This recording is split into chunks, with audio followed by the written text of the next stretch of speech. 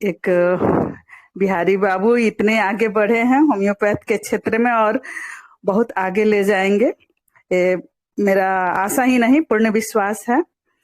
Sir की उपलब्धि को सब लोग जानते हैं।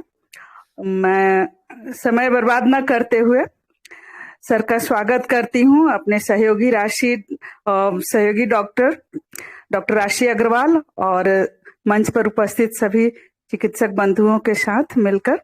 सर, आपका बहुत बहुत स्वागत है। आप अपने अनुभव से, अपने ज्ञान से हम सबों का ज्ञानवर्धन कीजिए। आपका बहुत बहुत स्वागत। Welcome sir. धन्यवाद डॉक्टर अंजू। अच्छा, ये आपको स्क्रीन दिख रहा है? जी सर। स्क्रीन क्या दिख रहा है स्क्रीन पे?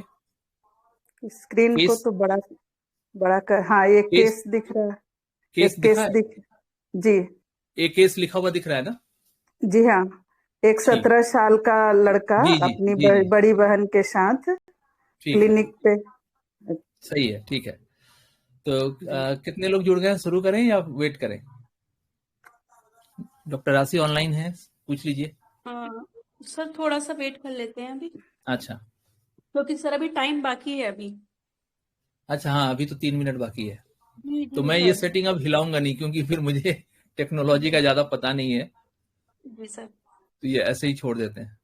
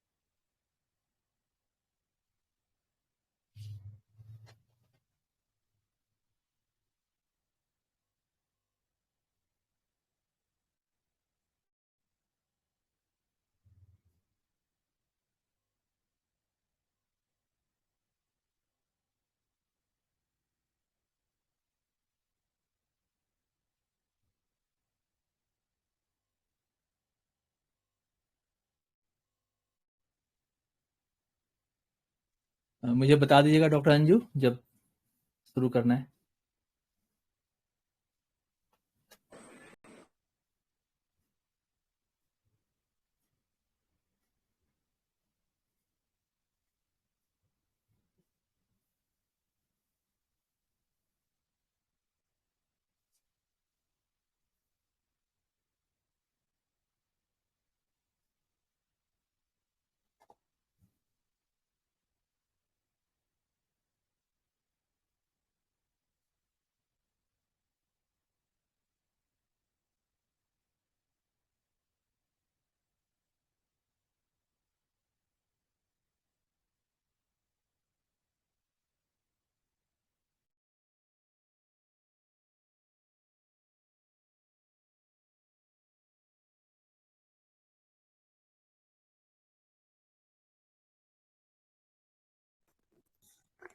हेलो डॉक्टर राशि, शुरू किया जाए क्या?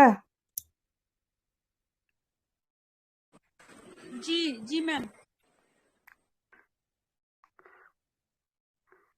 Hello hello sir. Hello hello sir.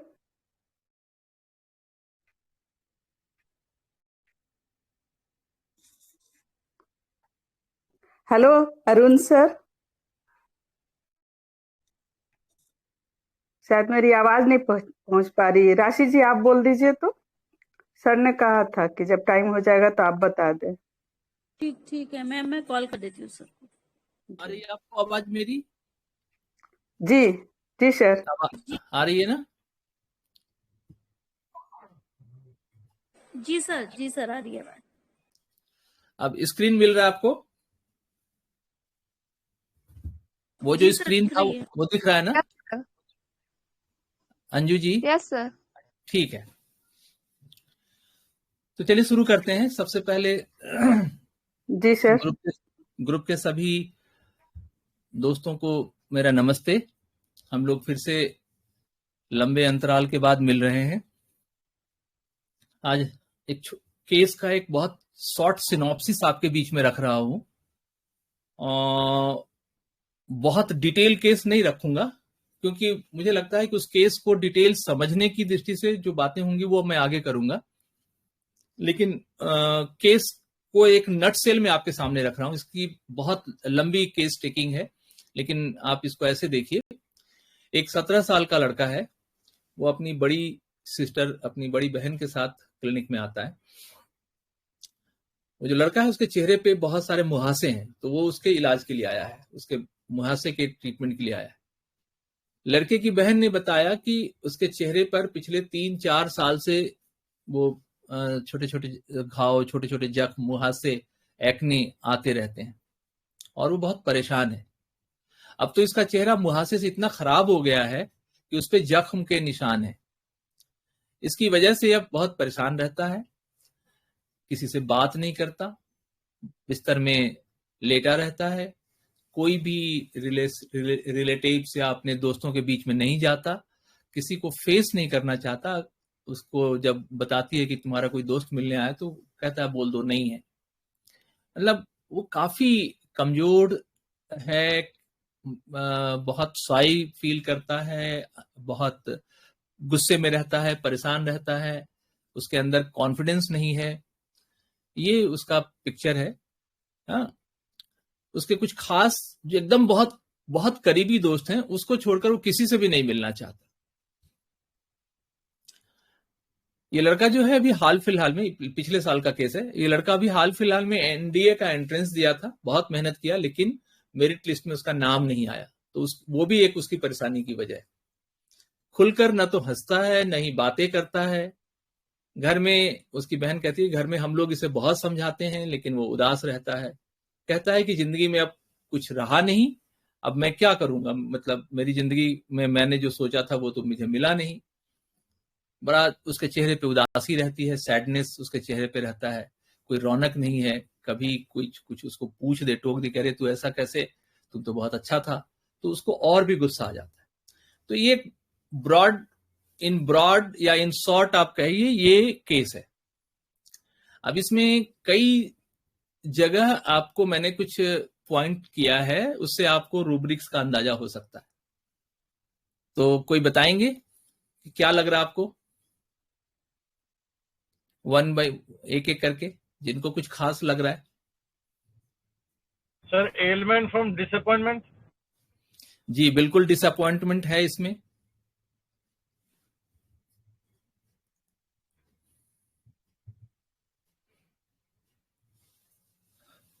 चेहरा उसका खराब हो गया है, परेशान है, हीन भावना है, उसके अंदर हीन भावना है, बहुत साफ इंडिकेशन है। Sir indignation. Very good, indignation है। आत्मविश्वास नहीं है। Embarrassment, good. किसी से बात नहीं, पार्डन, ईगोटिज्म ले सकते हैं। ईगोटिज्म भी है, लेकिन यहाँ पे इस सेंटेंस से रूब्रिक निकालिए। आप इमेजिनेशन पे मत जाइए। ईगोटिज्म का वर्ड कहीं दिखेगा तो जरूर बोलिए। इमेजिन तो कर सकते हैं कि इस तरह के मामले में उसके अंदर ईगो होगा, जरूर होगा ईगो, लेकिन यहाँ पर इतने सेंटेंस में कहीं ईगो अभी दिखा क्या? हाँ, अभी एक एक वर्ड पे जाइए। देखिए बहुत सिंपल है होम्योपैथी, बहुत सिंपल है। अगर मरीज के लैंग्वेज को अगर आपने ठीक से पकड़ लिया तो आपको कुछ करना ही नहीं है। उसके पहले आपको ऑर्गेनम का एक ये एफोरिज्म याद कर लीजिए, 210 क्या कहता है? In all cases of disease to be cured, the patient's mental and emotional state should be noted as one of the most preeminent symptoms along with the symptom complex. If one wants to record a true image of disease in order to be able to successfully cure it homeopathically. आप देख रहे हैं mental and emotional state को clue बता रहे हैं कि अगर किसी भी केस को आप सक्सेसफुली देखना चाहते हैं तो उसमें ये दो चीजें आप देखिए. ये आपका एफोरिज्म 210 कहता है और उसके आसपास 211 पढ़िए, 212 पढ़िए, 213 पढ़िए, सब क्रॉनिक डिजीजेज के मैनेजमेंट के बारे में है सारे एफोरिज्म्स. इसलिए जब आप इस तरह से आपको तब इंपॉर्टेंस समझ में आएगा कि पेशेंट के मेंटल स्टेट का क्या वैल्यू है, उसके इमोशनल स्टेट्स का क्या वैल्यू है. मेंटल को आप कैसे ट्रांसलेट करते हैं, उसको बोलते हैं गेस्ट, यानी कि स्पिरिट, उसके अंदर का स्पिरिट पकड़िए. इमोशनल को हम ट्रांसलेट करते हैं गैमट के रूप में, यानी कि उसके अंदर जो एक इमोशनल माइंड है, उसके अंदर जो चल रहा है वो वैसे ही रिफ्लेक्ट करेगा जो उसके अंदर चल रहा है. अगर वो गुस्सा कर रहा है तो आप ये मत सोचिए कि पेशेंट गुस्सा कर रहा है, मुझे ऐसा बोल रहा है, ऐसा कुछ नहीं. वो जो कर रहा है आप अपने आप को न्यूट्रल रखिए और उसको ऑब्जर्व कीजिए, तो आपको समझ में आएगा कि पेशेंट जो है वो जो कहना चाहता है वो उसकी बातों में है. उसमें हमको अपनी तरफ से कोई रूब्रिक नहीं जोड़ना है, उनकी बातों को हमें रूब्रिक में कन्वर्ट करना है. कुछ भी हो सकता है वो. तो ईगोटिज्म अभी तक दिखा नहीं है, अभी तक तो उसके अंदर इंडिग्नेशन दिख रहा है, मॉर्टिफिकेशन दिख रहा है, उसका आत्मविश्वास, लैक ऑफ कॉन्फिडेंस, ये सब चीजें दिख रहा है. गुमसुम है, ठीक है ना, अपने कुछ खास दोस्तों को छोड़कर और किसी से मिलना नहीं चाहता है, ये सब तो दिख रहा है. और क्या दिख रहा है sir? Hide wants to be, very good. और इसका अगला लाइन देखिए, उसने एक इम्तिहान दिया था, बहुत ही वाइटल एंट्रेंस होता है. उस एज के बच्चे एनडीए का सपना देखते हैं, लेकिन उसका मेरिट लिस्ट में नाम नहीं आया, वो बहुत परेशान है. उसका नाम नहीं आया तो बहुत परेशान है. यहां भी एक रूब्रिक है. और उसके बाद वो ना तो खुल के हंसता है ना बातें करता है, बिल्कुल एक ऐसे स्टेट में चला गया है, एक केज में, एक पिंजरे में अपने आप को उसने एक सेल में बंद कर लिया. सैडनेस है और कहता है कि जिंदगी में अब कुछ रहा नहीं. मतलब एक एंड पे पहुंच चुका है. अब आप समझ सकते हैं कि यहां से अगर थोड़ा सा और एक स्टेप आगे बढ़ेगा तो सुसाइड करेगा, क्योंकि वो कह रहा है कि अब हमारी जिंदगी में बचा क्या. अक्सर रोने जैसा चेहरा बना के रखता है, कोई रौनक नहीं है. और अगर किसी ने टोक दिया कि भाई क्या है, क्या बना रखा है, तो वो उदास हो जाता है. अब ये केस है हमारे पास, मतलब मैं सिर्फ समझाने की दृष्टि से मैंने केस को बहुत शॉर्ट कर दिया है. तो इस केस को लेके अब हम लोग आगे बढ़ेंगे. अब इसमें आप देखिए कि मेरिट लिस्ट में नाम नहीं होने की वजह से परेशान है, बहुत क्लियर इंडिकेशन है.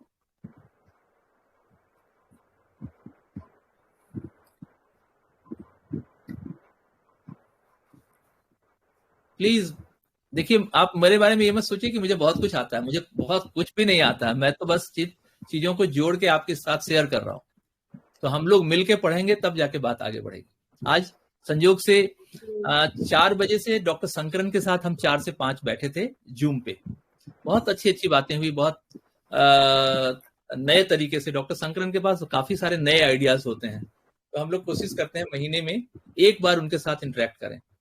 और आज तो संयोग से वो पूरे 1 घंटा हम लोगों के साथ, तो वो भी मैं शेयर करूंगा कि उनका जो अंदाज है चीजों को समझने का, समझाने का, वो बहुत यूनिक है.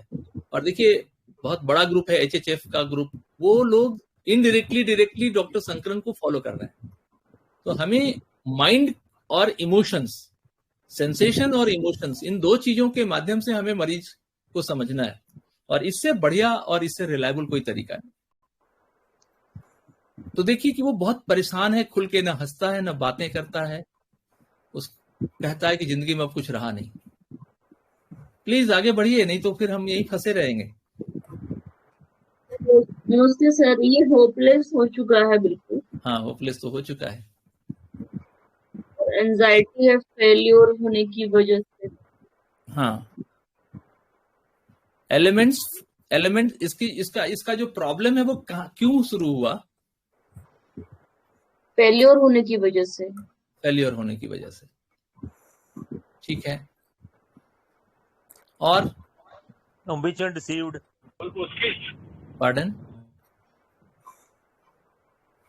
ambition deceived, नहीं, नहीं सुन पा रहा हूं मैं। क्या रूब्रिक बोल रहे हैं? ambition deceived, यस, ठीक है। और hide wants to be, तो हो ही गया। हाइड वांट्स टू बी, ठीक है। देखिए, इंपॉर्टेंट चीजों को पकड़िए। हाइड, बहुत सारे रूब्रिक्स आपको मिल जाएंगे जिसकी कोई उतनी वैल्यू नहीं है, लेकिन वो है। आप और इंपॉर्टेंट चीज को पकड़िए। उसको जो चाहिए था वो नहीं मिला ना, उसकी एक्सपेक्टेशन थी अपने आप से। क्या रूब्रिक है?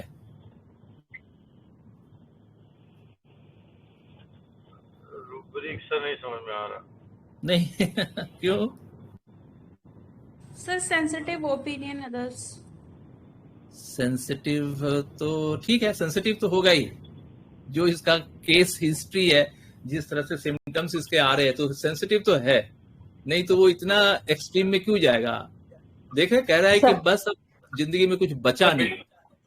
तो बिजनेस फेलियर, पार्डन? इंडिफरेंस।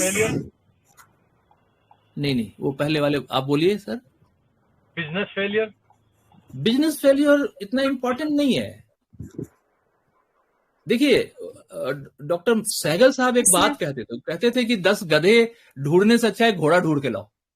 तो छोटे छोटे रूब्रिक्स तो बहुत मिलेंगे। डॉक्टर एमएल सहगल के उसमें 350 रूब्रिक्स हैं परफेक्ट मैथमेटिक्स ऑफ माइंड में। मैं अभी आपके सामने खोल के बैठा हूं। अब 350 रूब्रिक्स में से 5-7 रूब्रिक्स इस मेडिसिन की तरफ लेके जाते हैं। बल्कि एक मेडिसिन जो आपने, जैसे इंडिग्नेशन की बात की आपने, एम्बैरेसमेंट की बात की आपने, ये सारी बातें उस मेडिसिन की तरफ ले जाती हैं। बाकी चीजें तो फिट होती जाएंगी। प्रूविंग्स में तो सारे आए हुए हैं। Sir hopelessness. होपलेसनेस पे तो बात आ गई, कई लोगों ने बोला होपलेसनेस। Sir despair. डिस्पेयर, ये सब तो वही है ना, उसी के आसपास का है ना। कुछ खास बताइए। अक्सर रोने जैसा चेहरा बनाए रखता है, चेहरे पे रौनक नहीं है, कभी कोई टोक दे तो मतलब जिसको कहते हैं ना कि बिल्कुल तैयार बैठा है, जरा सा छेड़ो नहीं कि वो शुरू हो जाएगा। तो इतना भरा हुआ है। ग्रीफ सर, ग्रीफ तो है ही सर, ग्रीफ तो है ही। ये देखिए, ये these are the rubrics. Indignation है, एलिमेंट्स फ्रॉम मॉर्टिफिकेशन या indignation. Desire to be silent, taciturn, reserved, hiding himself, मिलना नहीं चाहता किसी से। Elements from disappointment, aversion to company, grief, loathing life, self denial, pities himself, sensitive, reprimands। अब कुछ rubrics मैंने आपको बताए, कुछ और रूब्रिक्स देखिए।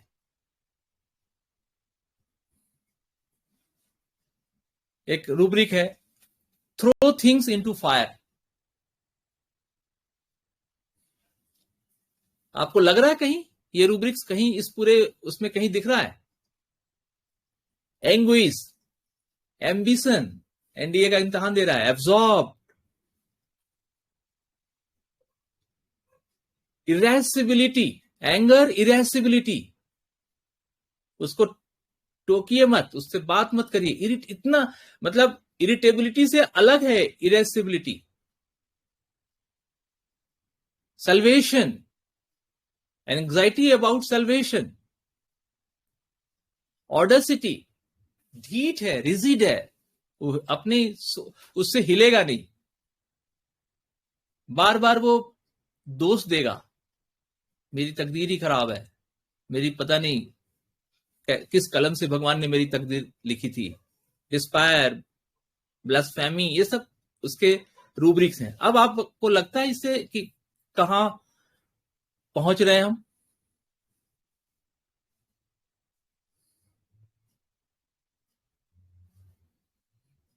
बहुत क्लियर इंडिकेशंस हैं, बहुत साफ हैं।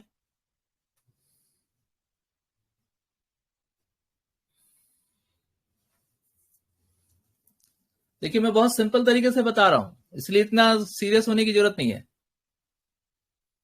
थोड़ा आगे बढ़िए। पार्डन? इंस्ट्रक्शन नहीं, अब तो आपके सामने सारे रूब्रिक्स आ गए। अब क्या क्या मेडिसिन दिख रहा है आपको? एक मेडिसिन तो है नहीं, ये सारे रूब्रिक्स मिलाकर तो तकरीबन 35-40 मेडिसिन बनती है। सर नक्स भूमिका। कैसे लगा आपको नक्स भूमिका? नक्स भूमिका में इंडिग्नेशन इतना प्रोमिनेंट है क्या? सर एम्बिशन है उसमें भी, बाद में वो एम्बिशन है, मैंने तो कहा ना कि 35-40 मेडिसिन बनती है। नक्स भी हो सकता है आएगा, लेकिन आप ये सारे सेट्स देखिए ना, वायलेंट है, एम्बैरेसमेंट से उसको दिक्कत हो रही है, वो मिलना नहीं चाहता, फेल हो गया है तो वो बताना नहीं चाहता किसी को, क्योंकि उसको उम्मीद नहीं थी कि वो फेल होगा। ये सारी चीजें हैं उसके साथ।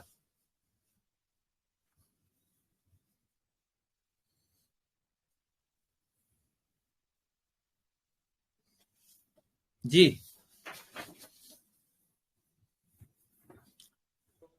स्टेविस आप किया इसमें जाए। देखिए इंडिग्नेशन में क्या है उसको हाँ, पार्डन? स्टेवी पार्डन?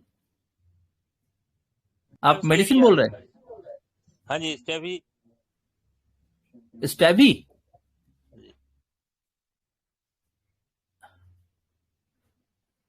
क्लियर कीजिए।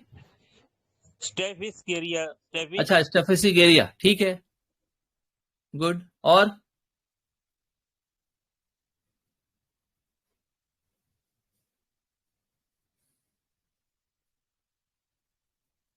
अच्छा है, और आगे बढ़िए। इसमें मैंने बताया 30-35 दवाइयां हैं, एक साथ आप इतनी दवाइयों को ठीक से पढ़ पाएंगे। आप बढ़ेंगे कि मैं आगे बढ़ूं? हेलो?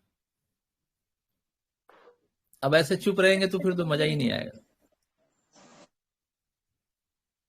नेट्रम म्यूर लग रही है सर ये तो। नेट्रम म्यूर कैसे? सर वो सप्रेस कर रहे हैं ना, मतलब वो वैसे सैड भी जब कोई बोलता है तो रिएक्शन, मतलब वो सैड हो जाता है। और ना ना ना ना ना ना ना ना ना ना, आप केस में वापस जाइए। वो सैड होता है, लेकिन उसका वो देखिए कितना वायलेंट है। वो रोने जैसा चेहरा बनाएगा, लेकिन उदास सैडनेस है उसमें, लेकिन वो एब्जॉर्ब्ड है, एकदम एक अपने उसमें है, अपने सेल में है वो, और भरा पड़ा है। और अगर कोई कुछ हो गया तो वो अपनी जिंदगी के एक्सट्रीम को भी सोच सकता है। आप देखिए ना, उसका आत्मविश्वास हिला हुआ है, वो किसी से मिलना ही नहीं चाहता, और आया है किस बात के इलाज के लिए? तो चेहरे पे जो वो है उसके इलाज के लिए आया है। बाकी ये सारी बातें उसकी मेडिसिन के लिए इंडिकेशंस है, लेकिन उसकी प्रॉब्लम क्या है? वो अपने मुहासे के लिए आया है। ठीक है, चेहरे पर जो निशान है, क्योंकि उसको सर अच्छा नहीं लग रहा है। कलकरिया कार्ब सर। क्यों कैलकेरिया? क्यों कैलकेरिया में इतना इंडिग्नेशन होता है क्या? कैलकेरिया इतना इतना इतना एक्सट्रीम जाएगा? उसका आत्मविश्वास हिल गया है, उस मॉर्टिफिकेशन की भावना, हीन भावना है। आप रूब्रिक्स देखिए ना, रूब्रिक्स में है ना, एलिमेंट्स, मॉर्टिफिकेशन, इंडिग्नेशन। वो बात नहीं करना चाहता, रिजर्व्ड है, अपने आप को छुपा रहा है। ठीक है ना, डिसअपॉइंटमेंट से उसकी तकलीफ बढ़ रही है, ग्रीफ है। बहुत सिंपल केस है, बहुत समान तरीके से आप इस पर बहुत ज्यादा डीप दिमाग मत लगाइए। बहुत कभी कभी क्या होता है कि तैरने के क्रम में जब नया नया हम तैरना सीखते हैं ना, तो हम ज्यादा हाथ पांव मारते हैं और डूब जाते हैं। आप फ्लोट कीजिए, सब कुछ ऊपर मिल रहा है आपको, बस आराम से फ्लोट कीजिए, अपने हाथ को हल्का सा, हाथ से पानी को दबाइए, आप ऊपर आएंगे। सेल्फ डिनायल मोड में है, पिटीज है, बहुत सारी चीजें हैं। और भी रूब्रिक्स में आपको हमने बता दिया। एम्बिशियस है, एनडीए के इम्तिहान में बैठा था तो एम्बिशियस तो है ही, सपने उसके बड़े हैं, नहीं पूरा हुआ, तब वो जाके सेल्वेशन में गया है। सर औरम तो नहीं। औरम इतना एक्सट्रीम भी अभी नहीं है, अभी औरम जैसा कुछ दिख रहा है, लेकिन इतना एक्सट्रीम भी नहीं है अभी वो। सर काली ग्रुप के लोग हैं क्या? कार्सिनोसिन काली इतना ग्रुप ज्यादा, सर, काली हाँ काली ग्रुप के जैसे काली काल या काली ब्रोम इस टाइप से नहीं वो नहीं लोग नहीं ऐसे नहीं नहीं करते हैं? नहीं नहीं, उधर काली का उधर कहाँ जा रहे हैं? देखिए ये रेपर्टरी सीट है, इग्निसिया, लाइको, ऑरम, नेट्रम, ये सब ठीक है। नक्स, पल्स, बेल, प्लेटिना, फोनियम, लैकेसिस, ये सब ठीक है यहां तक। मतलब आप इसमें से 10-15 दवाइयों तक जा सकते हैं इतनी सी बात पे, लेकिन आप इसके फील को समझिए, इसके फील को समझिए, इसका फील क्या है। उसके आत्मसम्मान को जब धक्का लगा है, उसके बाद से वो एक अलग स्थिति में आया है। हमारा एफोरिज्म क्या कहता है? हमारा एफोरिज्म कहता है कि मेंटल पेशेंट का जो मेंटल स्टेट है, उसका जो इमोशनल स्टेट है, वो हमारे लिए गाइडिंग सिम्टम है। वही हमें बताता है कि क्रोनिक डिजीज में हमको क्या करना है। और अगर हमने उसके माइंड को, उसके इमोशंस को समझ लिया तो हम दवा तक जाएंगे।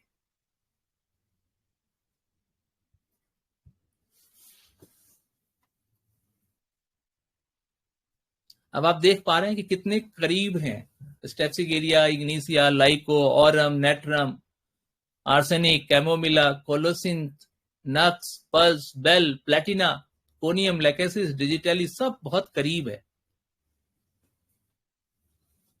एक छोटा सा एक पॉइंट है, इरेसिबिलिटी, एलिमेंट्स फ्रॉम इरेसिबिलिटी, वहां से स्टेप्सिगेरिया अलग हो रहा है, बाकी सब में लगभग सब कुछ है। लाइको में आप देखेंगे उसमें हाई डिजायर नहीं है, ऑरम में हाई डिजायर नहीं है, नेट्रम में हाई डिजायर नहीं है, इग्निसिया में इरेसिबिलिटी नहीं है, लेकिन फिर लाइको, ऑरम, नेट्रम में है, ग्रेड का फर्क है। ठीक है, तो इस तरह से जब आप एक केस को एनालाइज करते हैं, उसके बाद आपको, मैं इस केस को आपको इसलिए दिखा रहा हूं कि आपको थोड़े बहुत अंतर से 7-6 पॉइंट आ रहा है ना, आप देख रहे हैं 6 मेडिसिन को 6 मार्क्स मिला है, एक मेडिसिन को 7 मार्क्स मिला है, बाकी करीब 8-10 मेडिसिन को 5 मार्क्स मिल रहे हैं, सब आसपास है। लेकिन ये केस क्या है, इस केस को समझना बहुत जरूरी है। हेलो, हैं आप लोग? हाँ सर। जी सर, जी सर। अब थोड़ा सा आगे बढ़ते हैं। स्टेप्सिगेरिया में क्या है? यह एक बहुआयामी दवा है। इस दवा की खासियत है कि हम लोग इसे एक दवा के सार के रूप, मतलब इसका जो इसेंस है, उसी के आधार पर हम इस दवा को प्रिस्क्राइब करते हैं। तो इसको समझने के लिए 4 कीवर्ड्स हैं: sweetness, suppression, anger and sexuality. ये जो मैं बोल रहा हूं, ये डॉक्टर शंकरन भी बता रहे हैं और यही डॉक्टर एमएल सहगल भी बता रहे हैं। आप इसमें डॉक्टर शंकरन और एमएल सहगल दोनों को देखेंगे। अब आप थोड़ा सा मेडिसिन को आगे बढ़ते हुए जाइए तो आपको वो केस क्लियर होता जाएगा। याद रखिएगा, sweetness, suppression, anger and sexuality, these are the keywords. With the help of that we can understand स्टेप्सिगेरिया very easily. अब देखिए, स्टेप्सिगेरिया का रोगी क्या है, बहुत सेंसिटिव है, बहुत सेंसिटिव है, मॉर्बिडली सेंसिटिव है। इसलिए वो अपनी भावनाओं को अपने अंदर ही दबा के रखता है, वो शेयर बहुत कम करेगा क्योंकि वो बहुत सेंसिटिव है।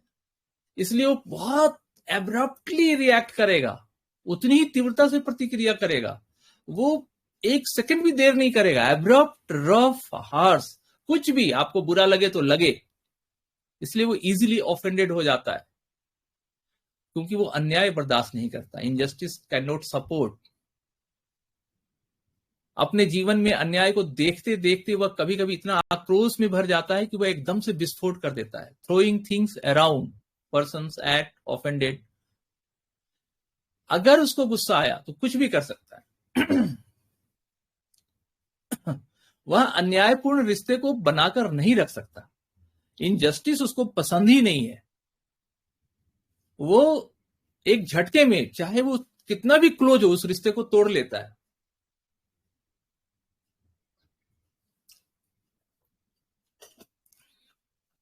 आप इससे समझिए, आपको मैंने कीवर्ड दिया था, आप उसको याद रखिए। Sweetness, suppression, anger, sexuality. उसके आधार पे आपको ये मेडिसिन बहुत आसानी से समझ में आएगा। उसे अपने आत्मसम्मान की बहुत चिंता होती है। यदि कोई उसका अपमान कर दे तो वह गुस्से में गालियां भी दे सकता है, एब्यूजिव भी हो जाता है। ऐसे लोगों से वह रिश्ता ही खत्म कर लेता है, जो मैं आपको बता रहा था। उसके लिए अपनी डिग्निटी बहुत मायने रखती है, उसकी इमेज बहुत मायने रखती है। वो कभी भी अपने इमेज के कॉस्ट पर कुछ भी हासिल नहीं करना चाहेगा कि भाई कोई कहे कि तुम, कोई बात नहीं, तुम्हारी थोड़ी सी तुम्हें तो बेइज्जती होगी लेकिन तुमको इतने पैसे मिलेंगे, वो उठा के फेंक देगा। इतना ज्यादा हाईली डिग्निफाइड है। Delusion, insulted he is. वह ऐसा कुछ भी रिश्ता नहीं रखना चाहेगा जहां पर ऑनेस्टी नहीं है, ईमानदारी नहीं है। वैसे वो काफी कोशिश करता है कि रिश्ता बना रहे, लेकिन जब अन्याय या झूठ हद से बढ़ जाता है तो वो रिश्ते को खत्म कर देता है। वही है rubric, throwing things around, persons at offended who. मतलब वो फेंक देगा, नष्ट हो जाने देगा, बर्बाद हो जाने देगा, रिश्ते को खत्म हो जाने देगा, लेकिन वो अपनी डिग्निटी के साथ कोई कॉम्प्रोमाइज नहीं करेगा। आप देख रहे हैं, क्राउन की तरह अपनी इमेज को लेके चलता है कि दिस इज क्राउन, ये हमारा ताज है, हम इसके कॉस्ट पे फेंक देगा। बहुत वैल्यूएबल चीजें फेंक देगा। आपको ऐसे केसेस बहुत मिलेंगे, एक झटके में तोड़ देगा। आप कहेंगे ऐसा भी होता है, क्या है कि मैं सब कुछ सह सकता हूं, अपनी बेइज्जती बर्दाश्त नहीं कर सकता। हेलो, हैं आप लोग? जी सर। उसे पता होता है कि वह अपना गुस्सा ज्यादा देर तक नहीं रख सकता। वह जानता है कि वह अपना गुस्सा ज्यादा देर तक काबू में नहीं रख पाएगा, इसलिए वह ऐसी स्थिति से बचने की पूरी कोशिश करता है। वो इधर उधर अपने आप को हिलाएगा डुलाएगा, वो काफी रॉक करेगा, कमरे में टहलेगा, क्योंकि उसको मालूम है कि अगर जरा सा भी, मतलब एकदम समझिए कि वो एग पे आया हुआ है, अगर जरा सा भी कुछ होगा तो फ्लोट करेगा। वही है कि थ्रो थिंग्स इनटू फायर। वो नष्ट हो जाने की एक्सटेंट तक उसका गुस्सा है, आग में फेंक देगा, जला देगा। आप कहेंगे बहुत, ये तो बहुत, वो आप, मेरे पास एक केस है, उसने जमीन, अपनी जमीन प्रॉपर्टी के कागजात आग में फेंक दिए थे। Throw things into fire, destructiveness, break things, तोड़ देगा। उसको कोई फर्क नहीं पड़ता कितना महंगा है, क्योंकि उसकी डिग्निटी पर बात आई है, उसकी इमेज पर बात आई है, उसकी पर्सनालिटी पे बात आई है। समझ रहे हैं? वह हमेशा अपने मान सम्मान का ज्यादा ख्याल रखता है। वह ऐसी कोई बात नहीं करेगा जिससे उसके मान सम्मान घटे। उसके अपमान की छोटी सी भी घटना उसको काफी चोट पहुंचाती है। फाटक की मैथमेटिका में एक लाइन है, great indignation about things done by others और by himself, grieves about the consequences. ये बहुत इंपॉर्टेंट लाइन है। अगर आपने इस लाइन को समझ लिया, डॉक्टर एस.आर. फाटक की मैथमेटिका में ये लाइन है कि वो अपनी प्रतिष्ठा के लिए इस तरह के नियंत्रण के अभाव को लेकर काफी चिंतित रहता है कि भाई हमारी प्रतिष्ठा के साथ कोई खिलवाड़ नहीं होना चाहिए। ऐसे कई केसेज आपको मैं बताऊंगा, उसमें आपको साफ साफ दिखेगा। स्टेप्सिकेरिया में औरम जैसा भाव है। आप लोग से जब बात हो रही थी तो आप में से औरम बोल रहे थे ना, देखिए उसमें औरम वाला फील है, लेकिन फर्क है। Fear of Heights of falling, ये औरम है, लेकिन स्टेप भी है। वह शर्मिंदगी और उलाहना सह लेगा, लेकिन उसका जवाब नहीं देगा, क्योंकि इससे उसकी इज्जत चली जाएगी। वो चुप रहेगा, मुंह बंद रखेगा। औरम में क्या है? Peoples are highly moralistic, principled and orthodox, indispose to talk. Aurum भी बात नहीं करता। स्टेप्सिगेरिया भी ऐसे मौके पे बात नहीं करेगा। क्या बात करना है, इसके पल्ले मेरी बात पड़ेगी ही नहीं। इसको जब मेरी वैल्यू ही नहीं पता तो मैं इससे क्या बात करूं। आपको बहुत साफ साफ अपने क्लिनिक में इस तरह के लोग मिलेंगे। क्लियर? एक ऐसी स्थिति आएगी जब ऐसे व्यक्ति को लगेगा कि उसने बहुत ज्यादा बर्दाश्त कर लिया है, तो फिर वो अपना कंट्रोल खो देता है धीरे धीरे उसको, और उसके भीतर जो गुस्सा है वो सरफेस पे आना शुरू करता है। जब कहते हैं ना कि पानी भर चुका होता है, जब बिल्कुल एक लिमिट को क्रॉस कर रहा होता है, तो फिर क्या क्या रूब्रिक्स मिलेंगे, ये सब आपको वहां दिखेगा। ट्रेमलिंग इन एंगर, गुस्से में कांपेगा, गुस्से में आवाज गायब हो जाएगी, वॉइस लॉस्ट ड्यूरिंग एंगर। ये सारे रूब्रिक्स को आप उस मेडिसिन के साथ जोड़ के देखिए। I am talking about staphysagria. गुस्से में चेहरा लाल, फेस रेड इन एंगर। गुस्से के बाद कमजोरी, वीकनेस आफ्टर एंगर। गुस्से के बाद हेमीप्लेजिया, मतलब पैरालिसिस का attack after anger. Single medicine है स्टेप्सिगेरिया। गुस्से में चीजों को फेंकना, anger, throw things away. Strike, desire to strike, मारने की इच्छा। ये सब आपको स्टेप्सिगेरिया के लक्षण है। लेकिन उसकी स्थिति, उसकी जो परिस्थिति है, वो आपने देखा कि जब उसके अंदर का जो गुस्सा है, जिसको उसने संभाल के होल्ड करके रखा है, जब वो कंट्रोल से बाहर होने लगता है, तो ये सारे लक्षण आपको दिखेंगे। उसकी स्थिति, उसको क्या है जो उसको इन सब चीजों के लिए रोक के रखता है? वो है उसकी डिग्निटी।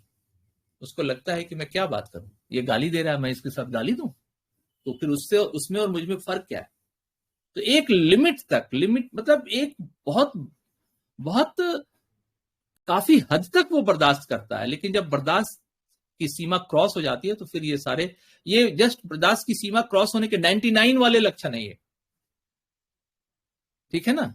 आगे बढ़िए।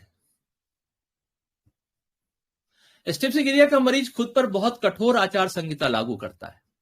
वो बहुत हाई, मतलब क्या बोलते हैं, मोरल डिसिप्लिन को फॉलो करता है।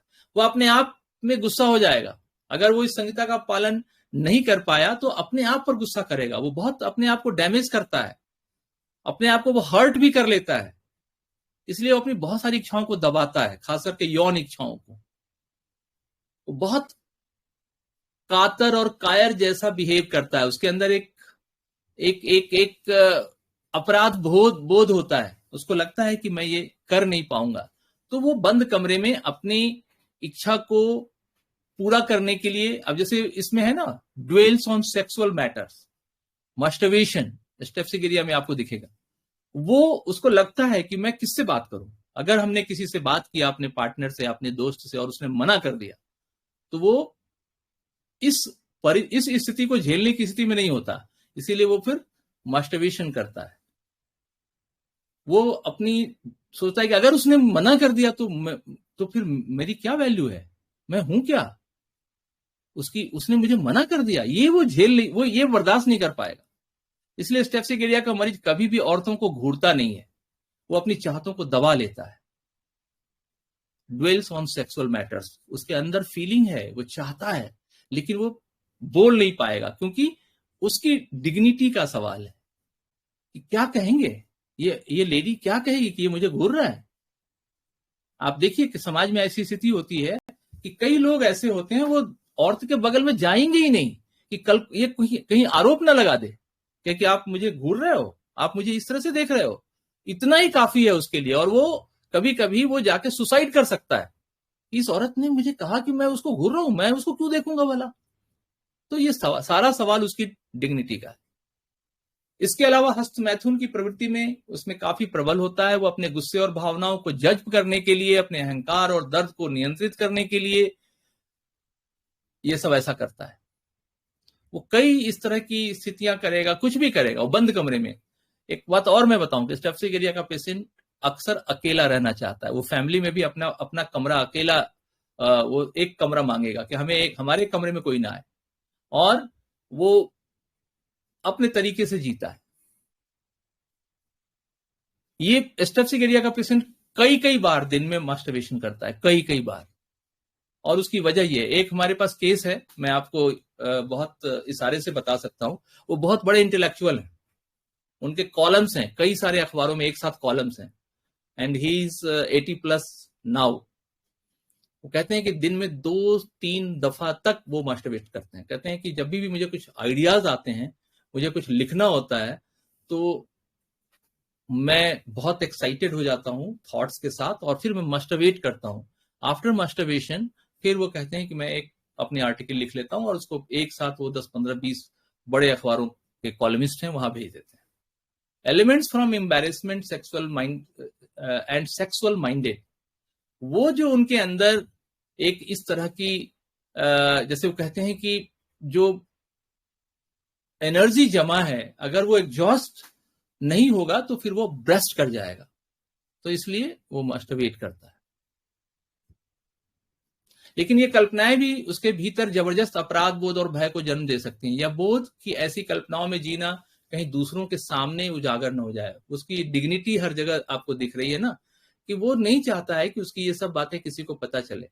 वो अपने स्टाफ, अपने नौकर, सबको साफ बताता है कि भाई देखो, बाय द वे, अगर तुमने मुझे देख लिया तो ये बात किसी को पता नहीं लगनी चाहिए।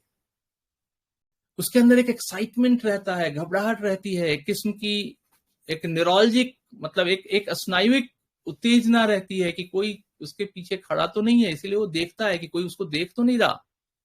वो खुद के आदर्श के नियंत्रण में रहने की अपनी क्षमता को वो किसी को वो बताना नहीं चाहता है।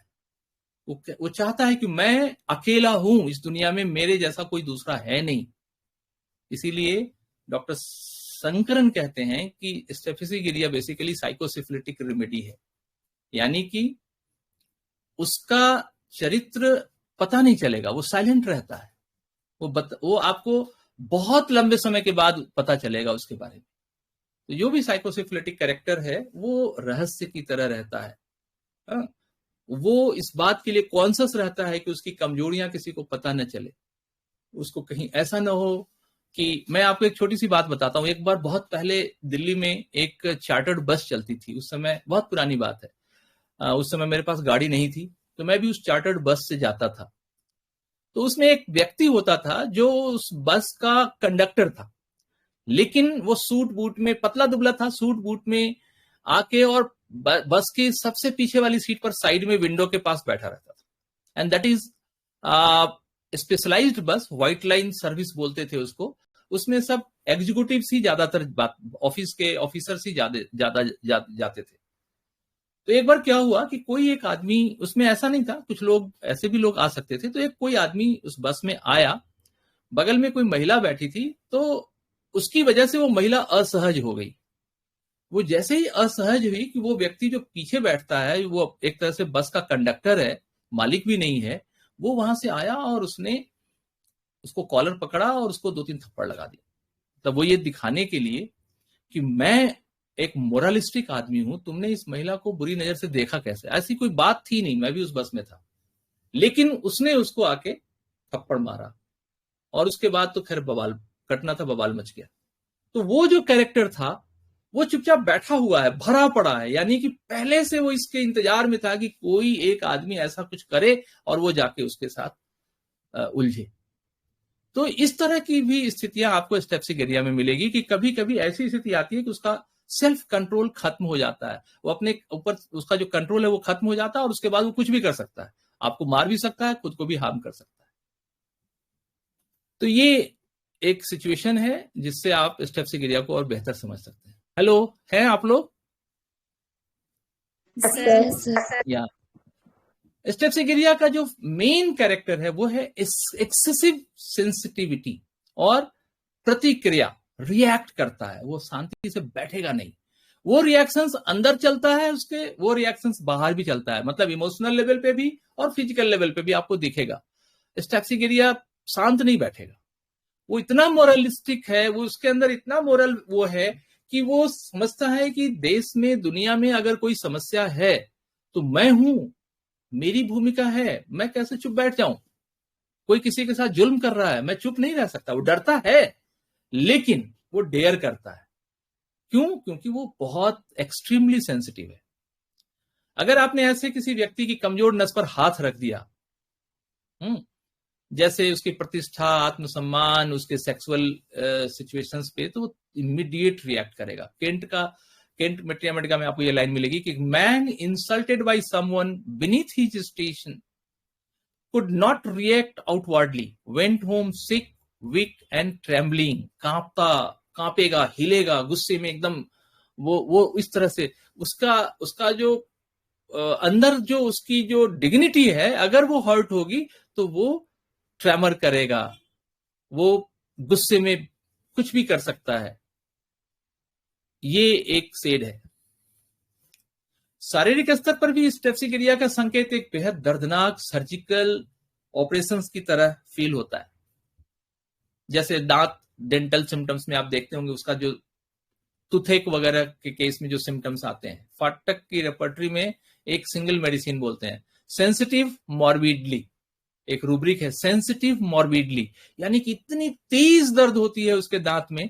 आपको पता है टूथेक, दांत एक्सट्रैक्शन के केस में या दांत दर्द की जो बहुत ही एक्सट्रीम दर्द होता है, ऐसा लगता है कि फाड़ देगा, उस दर्द में स्टेप्सिकेरिया बहुत अच्छा काम करती है, इसी वजह से काम करती है। इसके अलावा अपनी अनुभूतियों को ढकने की प्रवृत्ति, उसमें स्टाई, ट्यूमर्स, इस तरह के जितने भी सिम्टम्स हैं आपको दिखेंगे।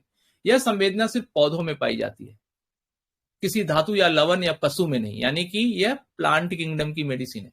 इसकी प्रकृति में एक पौधे की मुलायमियत होती है, बजाय मिनरल्स की जो हार्डनेस है या पशुओं की जो प्रतिद्वंदिता है उसके अंदर। आपको पता है ना, ये एक अलग, इस पर कभी मैं अलग से आपसे शेयर करूंगा कि कुछ दवाओं के बारे में डॉक्टर संकरन के कुछ ऑब्जर्वेशंस हैं।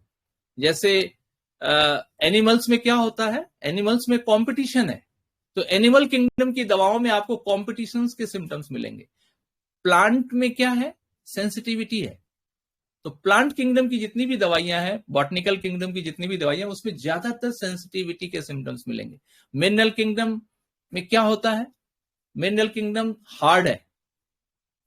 तो इस तरह से डॉक्टर संकरन का ये एनालिसिस है, और कहीं कहीं आपको डॉक्टर सहगल के एक्सप्लेनेशन में भी ये मिलेगा। अगर आप materia Medica, perfect materia Medica of mind का प्रीफेस पढ़ेंगे तो उसमें आपको हल्का सा रेफरेंस मिलेगा।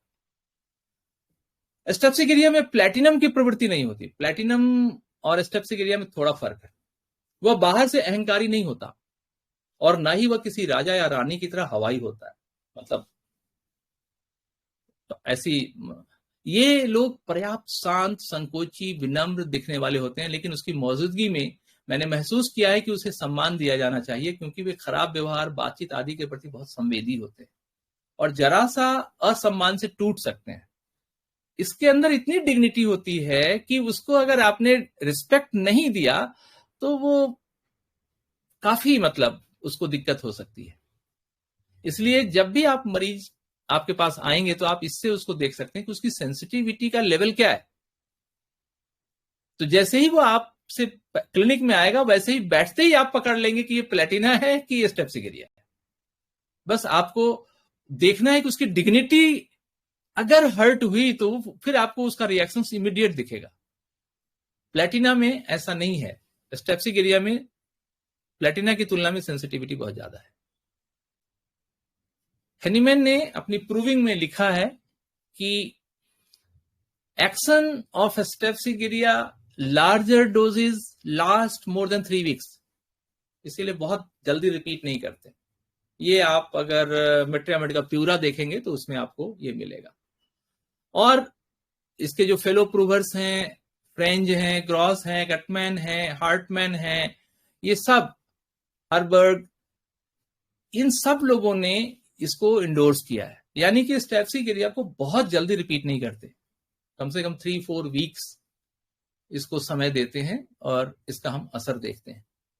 ये एक ब्रॉड आइडिया हमने आपको स्टेप्सिकेरिया के बारे में दिया। अब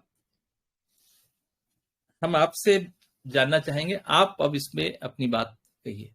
उसके बाद फिर लास्ट स्लाइड देख लीजिए। लास्ट स्लाइड है कि ये रेनन-कुलेसी फैमिली का है, साइकोसिफिलिटिक मियाज्म है अकॉर्डिंग टू शंकरन। उन्होंने अब एक साइकोसिफिलिटिक मियाज्म को कैंसर मियाज्म भी बोलते हैं। तो इस तरह से ये एक मेडिसिन है। अब आप बताइए कि आप इसको कैसे देख रहे हैं और आपका इस पे क्या ऑब्जर्वेशन है। फिर हम लोग डिस्कशन आगे बढ़ाएंगे 5, 7, 10 मिनट और। हेलो सर, मेरा अनुभव है सप्रेस ऑफ एंगर और फिट्स ऑफ एंगर में बहुत अच्छा काम करता है जी। और एक बार एक छोटा बच्चा था, उसके स्कूल में उसका जो फ्रेंड है वो कह दिया कि तुम्हारे पापा के पास तो बाइक है, मेरे पापा के पास तो कार है, तुम तो गरीब हो। बस इतना से बात पर उसको मार दिया अपने दोस्त को। फिर स्कूल से आया कंप्लेन, उसके गार्जियन लेके आए, मेरे क्लिनिक में आया, एकदम नाक उसका पूरा पंख की तरह चल रहा था। इस तरह से एकदम गुस्से में कांप रहा था। उसको स्टेफिसगेरिया 30 दिए और तुरंत रिलैक्स हो गया उसको। तो इसमें हमको काफी अच्छा मिला। और तो वेरी गुड, इंडिग्नेशंस आपने बहुत बढ़िया पकड़ा। हेलो, और कितने लोग हैं आज हमारे इस क्लास में? एक आइए तो सही, सामने तो आइए, बोलिए। सर मैं जानना चाहती हूँ कि क्वारलसम होता है क्या स्टेफिसगेरिया? जिस तरह से अभी अंजू दीदी ने जो केस बोला उसमें जिस तरह से वो मार के आया, इंडिग्नेशन था, एंगर बताया उसने, तो वो ये कुछ थोड़ा भी सा कर सकता था, वो कुछ भी अच्छा। कर सकता। देखिए क्वारलिंग नहीं है उसमें, वो उसका इंडिग्नेशन जो है ना, वो उसको हर्ट हुआ कि तुम्हारे पापा के पास बाइक नहीं है। मतलब उसको लगा कि भाई मेरे साम्राज्य में तुम बीच में कहां से आ गए। मैं आपने देखा वो क्राउन, एक गरीब आदमी के पास भी क्राउन होता है, उसकी डिग्निटी जो है ना उसको हर्ट मत करो। तुम्हारे पास कार हो सकता है, हेलीकॉप्टर हो सकता है, हमारे पास बाइक है, तो तुम्हें क्या प्रॉब्लम है? तो इस पर उसको गुस्सा आया। तो इसमें क्वारलिंग स्टेफिसगेरिया में उस लेवल का नहीं है। स्टेफिसगेरिया एक अलग लेवल पे खड़ा है। तो क्वारलिंग कर भी सकता है, नहीं भी कर सकता, कुछ भी कर सकता है। क्वारलिंग से आप स्टेफिसगेरिया तक नहीं पहुंचे। बस उसका इंडिग्नेशन याद रखिए, सप्रेस्ड एंगर याद रखिए, एम्बैरेसमेंट याद रखिए, ऑनर, वुंडेड ऑनर, उसकी किसी हर्ट हुआ, वो ये सब उसका वो है। वो फेंक देगा, वो मैंने कहा ना कि वो प्रॉपर्टी के कागज जला देगा, उसको कोई फर्क नहीं पड़ता है कि करोड़ रुपए की प्रॉपर्टी है, बाढ़ में जाए। बाद में अफसोस कर सकता है, लेकिन उस समय तो जला देगा जी। और थैंक यू। और हेलो सर, एक क्वेश्चन है जी, कि ऐसा उसका ओरिजिन कैसे होता है? स्टेफिसगेरिया इतना एंगर सप्रेस क्यों करता है? ये तो शुरू में ही हमने बताया आपको, उसका एक पिक्चर आपके सामने रखा। स्टेफिसगेरिया की सबसे अहम बात क्या है? इंडिग्नेशन, उसकी डिग्निटी सबसे अहम चीज है। आपको मैंने बहुत क्लियर स्टेफिसगेरिया का आपको मैंने बताया कि स्टेफिसगेरिया की सबसे अहम चीज क्या है। आप देखिए, वो गुस्सा भी है, सेक्सुअलिटी भी है, सप्रेशन भी है, स्वीटनेस भी है। इससे आप समझिए स्टेफिसगेरिया जो है उसकी एक डिग्निटी है। वो सेल्फ मेड है या नहीं भी है, जो भी है, लेकिन उसने अपनी एक इमेज बनाई है। ये जो आपका एक पिक्चर है क्राउन के साथ, वो अपनी, जैसे कहते हैं कि हमारा सर झुकना नहीं चाहिए, सर कटा सकते हैं लेकिन सर झुका सकते नहीं। ये है स्टेफिसगेरिया। आप सब कुछ कर लो, हमारे ऊपर उंगली मत उठाओ। तो उसके लिए कुछ भी कर देगा, तोड़ देगा, बहुत वाइटल चीजें, प्रॉपर्टी के कागज तक जला देगा, लेकिन अपना ताज झुकने नहीं देगा। ठीक है ना? और ऑनेस्टी है, देख रहे हैं आप, ऑनेस्टी है। वो अपने दोस्त अगर उसका झूठ बोला तो उस दोस्त को एक झटके में उड़ा देगा, खत्म कर देगा, क्या दफा हो जा, दिखना मत। मैं आपको बताऊं कि दो भाइयों का एक मामला था। मैं एक मेडिकल इंस्पेक्शन में था, होम्योपैथिक कॉलेज की इंस्पेक्शन में गया था। टिपिकल स्टेप्सिगेरिया का केस था। तो जिस कॉलेज के इंस्पेक्शन में गया था, 3 साल के बाद मुझे फिर से उसी कॉलेज के इंस्पेक्शन में जाना पड़ा। हालांकि जनरली ऐसा नहीं होता है, लेकिन जानबूझकर मुझे भेजा गया था। तो जब मैं वहां गया तो देखा कि 2 ब्रदर्स थे, दोनों ज्वाइंट थे, दोनों के ज्वाइंट ओनरशिप में वो कॉलेज चल रहा था। उनका एक छोटा सा होटल्स भी था, होटल रेस्टोरेंट था, होटल था। तो अक्सर वो अपने होटल में ही रोकते थे, मैंने हम लोग को ठहराते थे और फिर हम इंस्पेक्शन करते थे। फिर तो बहुत अच्छा होटल था। जब दूसरी बार मतलब 3 साल के बाद जब हम दोबारा वहां गए तो उनका जो स्टाफ था वो कहा कि सर आपको हम कहीं और ठहरा रहे हैं। हमने कहा नहीं नहीं, कॉलेज के बगल में जो होटल है वो वहीं ज्यादा अच्छा रहेगा। तो नहीं नहीं सर, उससे बढ़िया होटल हम आपके लिए अरेंज करेंगे। नहीं नहीं, हमें बढ़िया होटल चाहिए नहीं, ठीक है, बस हमारा ऐसा कोई चॉइस नहीं, आपका है, वो खर्च करोगे। तो बहुत जिद किए तो उसने कहा कि ठीक है सर, लेकिन वहां एक प्रॉब्लम है कि रेस्टोरेंट जो है ना सर, वो अभी हमारे कंट्रोल में नहीं है। तो हमने कहा क्यों, क्या हुआ? तो नहीं सर, आपको कुछ चाय वगैरह कुछ लगेगा ना तो आप हमें बता देना, फोन नंबर ले लो, आप सर नीचे रेस्टोरेंट से मत मंगाना। हमने कहा क्यों, क्या दिक्कत है? तो नहीं सर, वो ना दोनों भाइयों का बंटवारा हो चुका है। हमने कहा अच्छा, चलो ठीक है, कोई बात नहीं, मुझे चाय वाय चाहिए भी नहीं।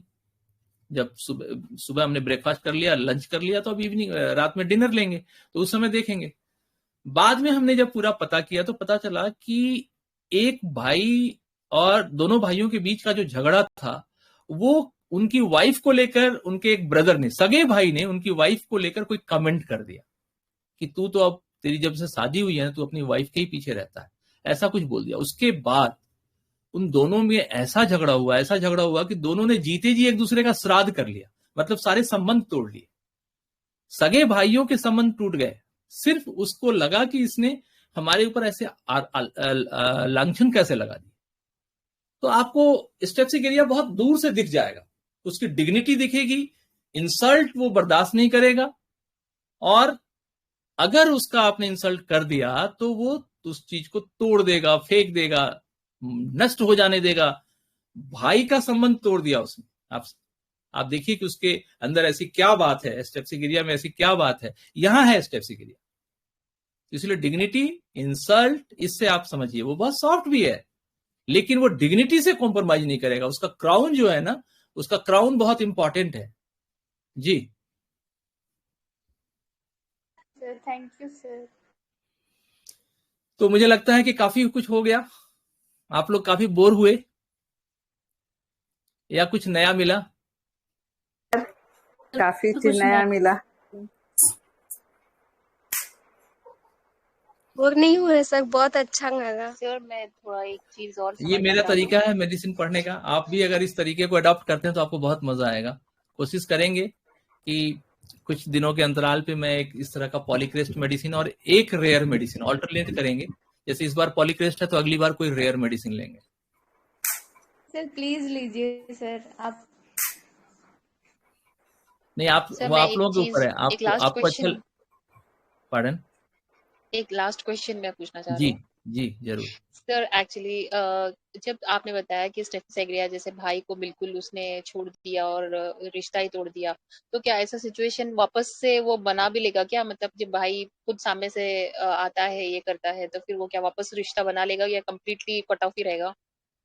नहीं, वो बना सकता है। देखिए उसके अंदर स्वीटनेस है, उसके हाँ, अंदर स्वीटनेस है, तो ऐसा नहीं है सामने कि वाला नहीं अगर बना। गलती की अगर माफी हाँ मांग ले, या फिर वो बिल्कुल। मतलब वो ये रेप्रीमेंट कर ले कि ये मेरे से गलती हुई है, तू सही थी या तू सही था, तो फिर वो माफी मांग लेता है और बाकी माफी नॉर्मल मांग, रहेगा वो बिल्कुल बाद में। हाँ। बिल्कुल बिल्कुल, वो उसके अंदर ओके। स्वीटनेस है। वो एकदम एरोगेंट नहीं है कि वो बिल्कुल वैसा ही रहेगा, वो बहुत सॉफ्ट है। स्टेप्सिगेरिया का बस डिग्निटी का सवाल है। उसकी और सर डिग्निटी ये को सेम सेम केस में प्लेटिना ऐसा नहीं करता है ना, अगर प्लेटिना इस तरह ऐसा का नहीं कुछ करेगा। होता? हाँ प्लेटिना ऐसा नहीं बिल्कुल। करेगा। किसी को एक्सपीरियंस है प्लेटिना का तो बताइए। मेरा मेरा दोनों एक्सपीरियंस है, प्लेटिना ऐसा नहीं करेगा, स्टेप्सिगेरिया कर लेगा। ओके। डॉक्टर राशि है अभी ऑनलाइन? जी सर। बोलिए राशि, आप कुछ, आपका क्या एक्सपीरियंस है?